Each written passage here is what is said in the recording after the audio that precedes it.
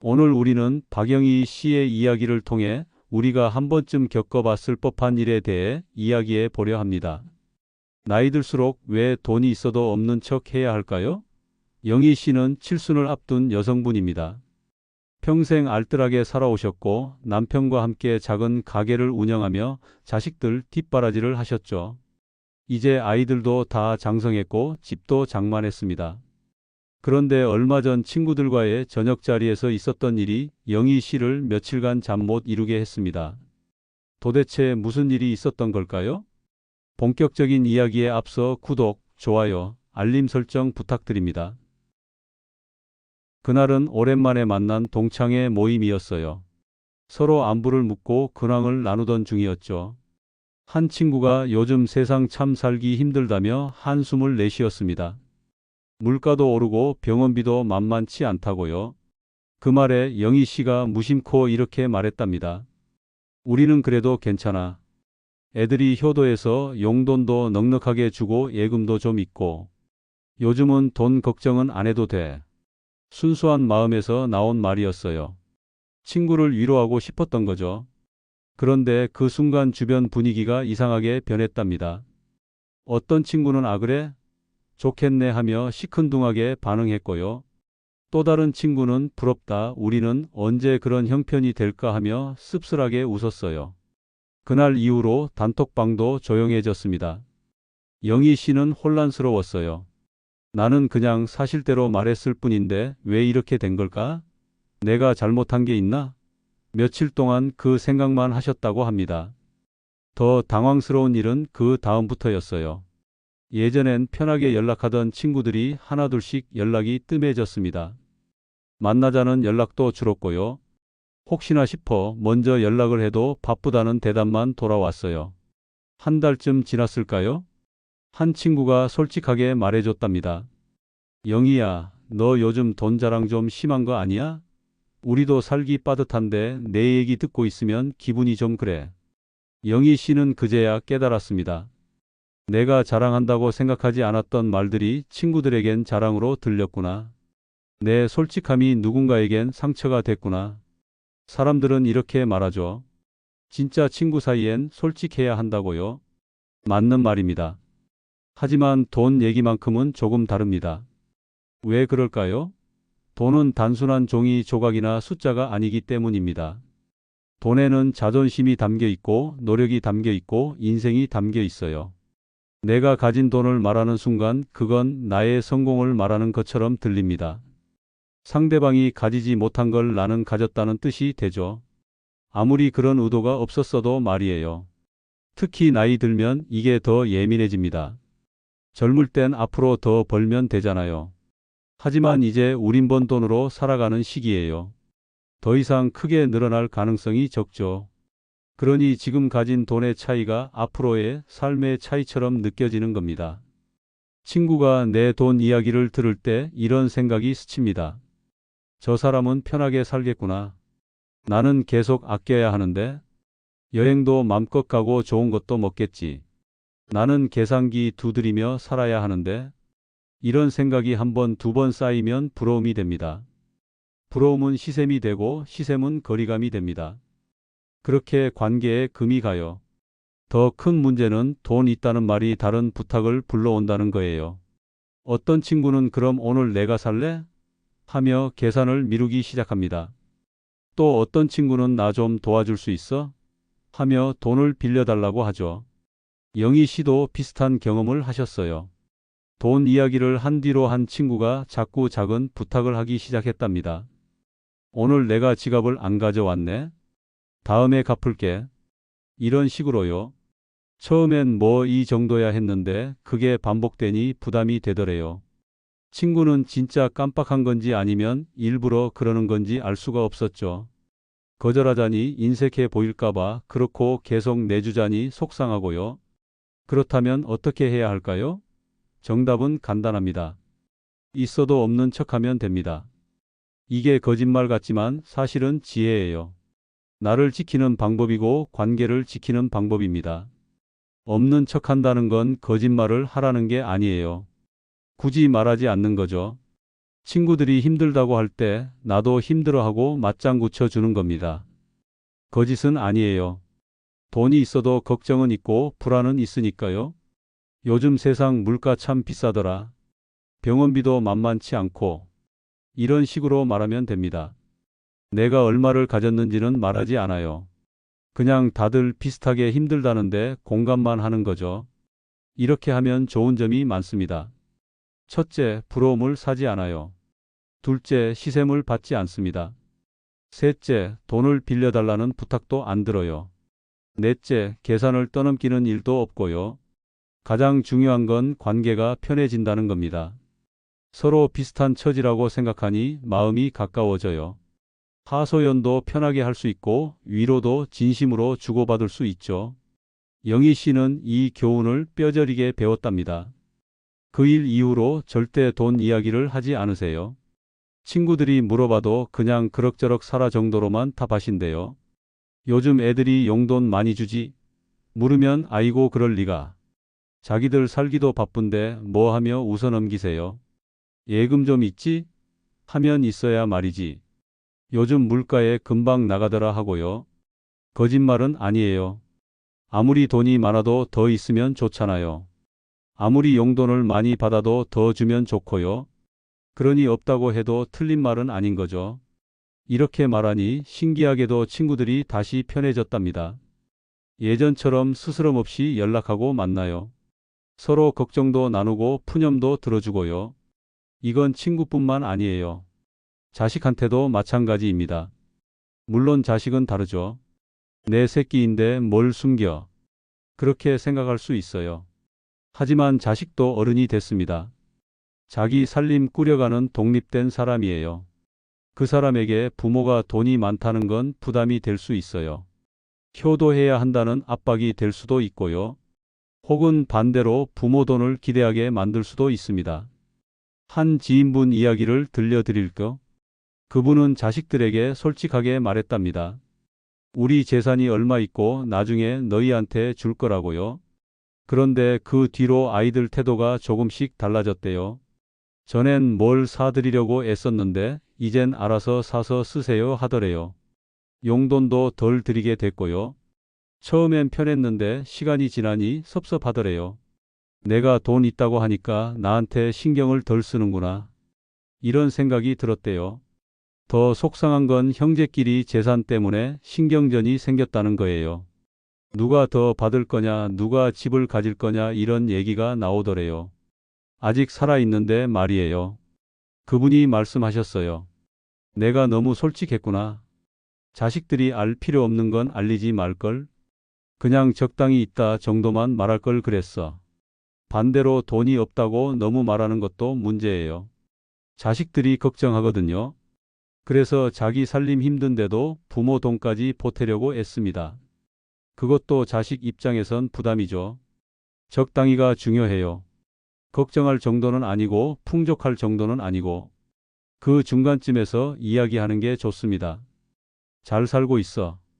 너희 걱정 말고 너희나 잘 살아라. 이 정도면 충분해요. 구체적인 숫자나 재산 내역은 말하지 않는 겁니다. 옛날 어른들 말씀이 있어요. 돈은 조용히 벌고 조용히 써라. 정말 맞는 말입니다.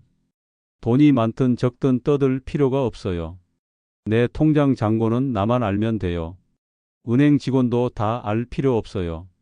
요즘은 SNS 시대잖아요. 젊은 사람들은 뭐든 올립니다. 오늘 뭐 먹었다, 어디 갔다, 뭐 샀다. 우리도 그렇게 하고 싶을 수 있어요. 하지만 조심해야 해요. 좋은 식당 사진 올리고 여행 사진 올리고 새로 산 물건 사진 올리면 사람들이 봐요. 저 사람 돈 많나 보다. 이렇게 생각하죠. 그럼 또 부러움과 시샘이 생깁니다. SNS로 연결된 사람들과의 관계도 미묘해져요. 특히 친구들이나 친척들이 보면 더 그렇죠. 한 할머니 이야기가 기억나요. 손자가 SNS 하는 걸 가르쳐 줬대요. 그래서 신나서 이것저것 올렸죠. 백화점 가서 옷 사신 것도 올리고 고급 식당 간 것도 올리고요. 그런데 조카한테 전화가 왔답니다. 고모 요즘 잘 사시네요? 좋으시겠어요. 근데 우리의 대학 등록금이 부족한데 조금만 도와주실 수 있을까요? 할머니는 당황하셨대요. 평소엔 연락도 안 하던 조카가 갑자기 돈 이야기를 하니까요. 결국 도와주긴 했는데 기분은 영 좋지 않았다고 해요. 그 뒤로 SNS를 조용히 하신답니다. 올릴 건 올리되 비싼 거나 돈 쓴 거는 안 올리세요. 그냥 꽃 예쁘다, 날씨 좋다 이런 것만 올리신대요. 이게 맞는 거예요. 내 삶을 즐기되 과시하지 않는 거죠. 돈을 쓰되 조용히 쓰는 겁니다. 재미있는 게 진짜 부자들은 티를 안 낸답니다. 오히려 없는 척하고 검소하게 살아요. 왜 그럴까요? 그분들은 알아요.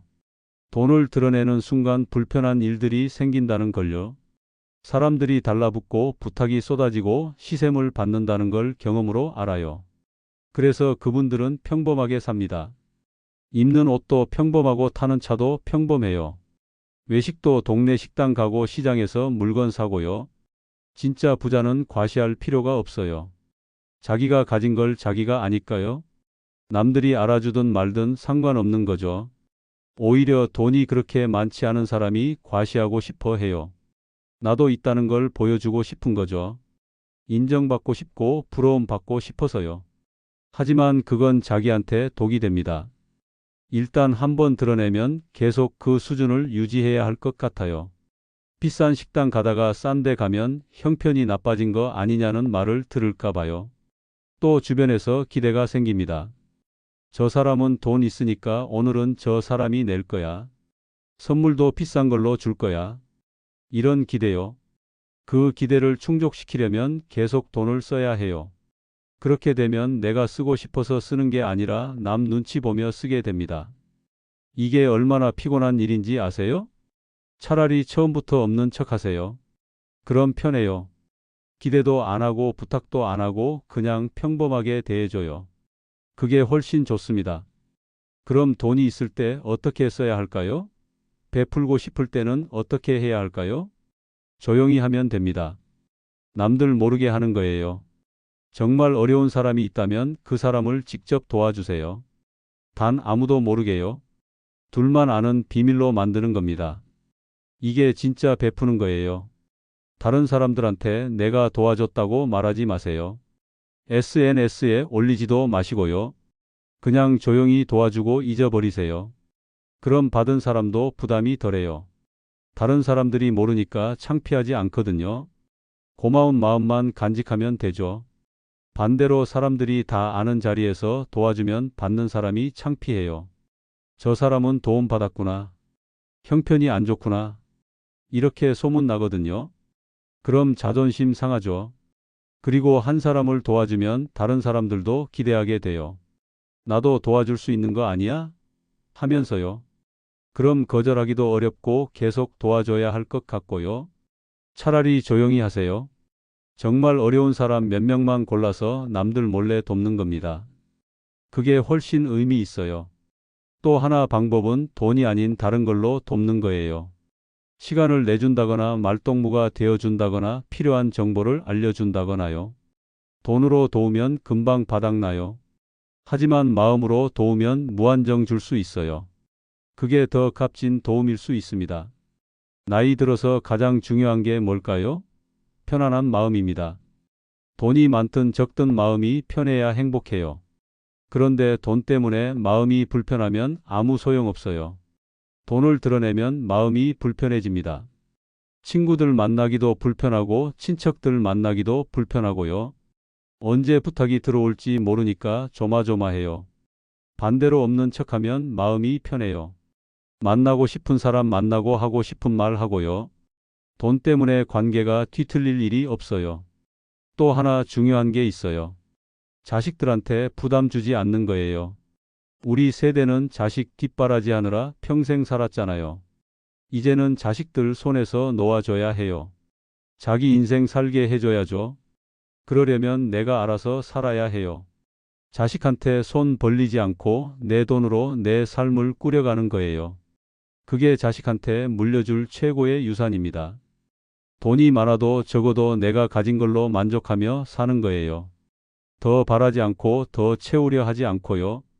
지금 있는 것만으로도 충분하다고 생각하는 겁니다.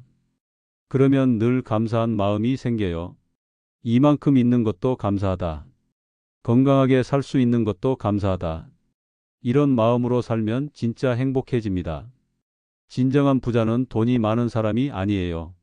마음이 편한 사람입니다. 통장에 얼마가 있든 마음이 불편하면 가난한 거예요. 걱정하고 불안하고 남과 비교하면서 사는 건 부자의 삶이 아니에요. 반대로 적게 가져도 만족하며 사는 사람이 진짜 부자예요. 내가 가진 걸로 충분하다고 생각하고 남과 비교하지 않고 내 삶에 감사하며 사는 사람이요. 그런 사람이 되려면 욕심을 내려놓아야 해요. 더 가지려는 욕심, 더 보이려는 욕심, 더 인정받으려는 욕심을요. 있는 그대로의 나로 사는 겁니다. 돈이 있어도 없는 척하고 검소하게 살고요. 과시하지 않고 자랑하지 않고요. 그러면 주변 사람들이 편해져요. 나도 편해지고요. 서로 부담 없이 만나고 순수하게 웃을 수 있어요. 그게 나이 들어 누리는 진짜 행복입니다. 박영희 씨는 이제 알았답니다. 돈이 많은 게 중요한 게 아니구나. 그 돈을 어떻게 가지고 있느냐가 중요하구나. 조용히 가지고 있으면서 필요할 때 조용히 쓰는 것. 그게 지혜로운 삶이구나. 그래서 이제는 친구들 만나도 돈 이야기 안 하신대요. 그냥 다 같이 어렵다 물가 비싸다 하면서 웃어요.